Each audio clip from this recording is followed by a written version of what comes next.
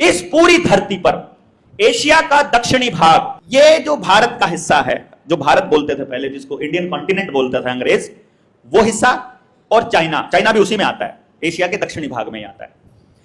एकमात्र ये हिस्सा ऐसा है पूरी दुनिया की बात कर रहा हूं दोस्तों, इसलिए ध्यान देना कि मेरा भारत महान क्यों है। इसीलिए ये बताना हमारे देश में 140 करोड़ की पॉपुलेशन भी ज्यादा क्यों नहीं लगती, इसीलिए हमारे यहां ज्यादा पॉपुलेशन भी ज्यादा क्यों नहीं है, और यही पॉपुलेशन अगर अमेरिका में हो जाए तो वो ज्यादा क्यों है।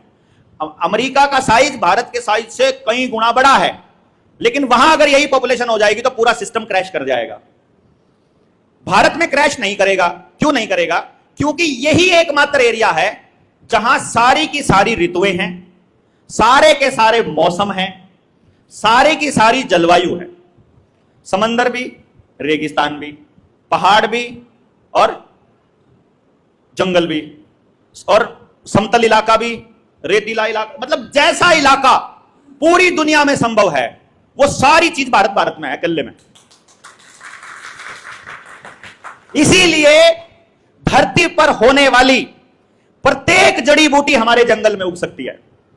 कुछ जड़ी बूटियां मणिपुर में उगेंगी तो कुछ शिमला वाले में उग जाएंगी, कुछ हमारे गांव के जंगल में उग जाएंगी, कुछ गोवा के आसपास उगेंगी, कुछ केरला में उगेंगी, कुछ राजस्थान में उगेंगी।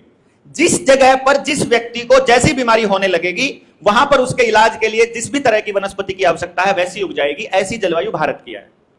एकमात्र भारत ऐसा देश है जहां सूरज का आना जाना, उसका उगना और उसका छिपना हमारे शरीर की क्लॉक से डायरेक्टली कनेक्टेड है।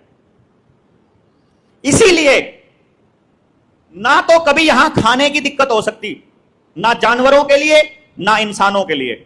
इसीलिए सारे जानवर हो सकते हैं भारत के अंदर और सब इंसान जी सकते हैं। ना कभी पहनने की दिक्कत हो सकती।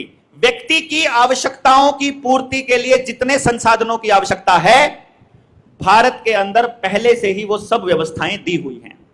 इसीलिए यूरोपियन लोगों को, जिनके ऊपर बैठा है इजराइल को भारत चाहिए, भारत की जमीन चाहिए, वो किसी भी कीमत पर चाहिए।